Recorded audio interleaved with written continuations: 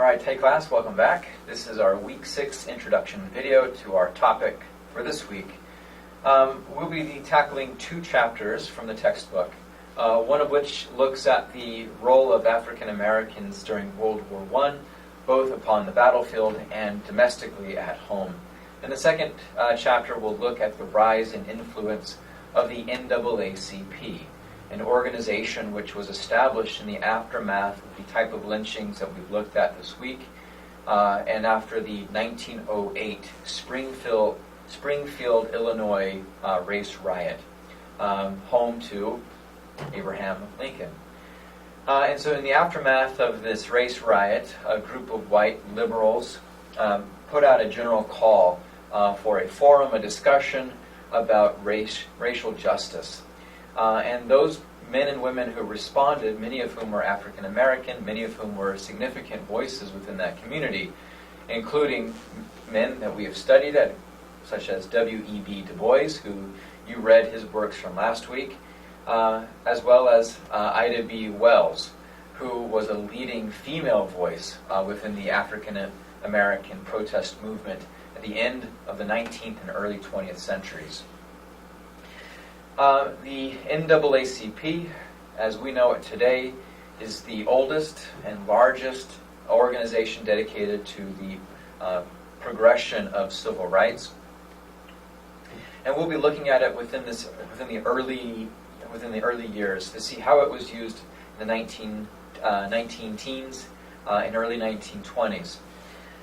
It will be seen largely as a way for African Americans to fight back against a system that had been treating them extremely poorly, in fact unconstitutionally. One of their biggest goals was to ensure that all people were able to ensure the rights guaranteed to them by the Constitution. For members of the NAACP, the specific amendments to the United States Constitution that were of great interest were the 13th, 14th, and 15th amendments. Amendments what we've looked at in this course, but amendments which guaranteed the end of slavery. And we've seen, for instance, last week, a continuation of a pseudo form of slavery in the documentary film that you watched. So they called for a continued end to all forms of slavery. They looked to ensure that all people had the protection of the law and the justice system. And finally, that all adult men had the right to vote. Now, in 1920, a separate protest group will bring this question of suffrage to the attention of the United States government, and through popular demand, will be able to change the laws of the land to enable women also the right to vote. But specifically, the NAACP in its early years were strong advocates for ensuring that all adult African American male had the opportunity and the ability and right to cast votes.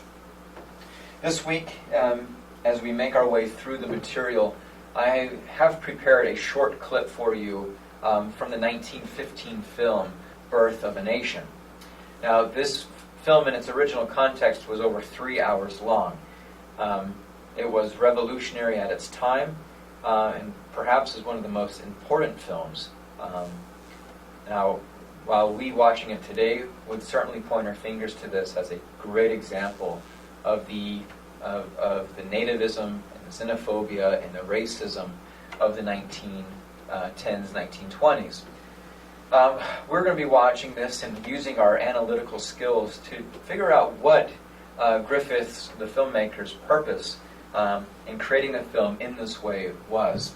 What you'll see is that Griffith is reimagining the outcome of the Civil War, and in fact reimagining the narrative that we often use to describe the war.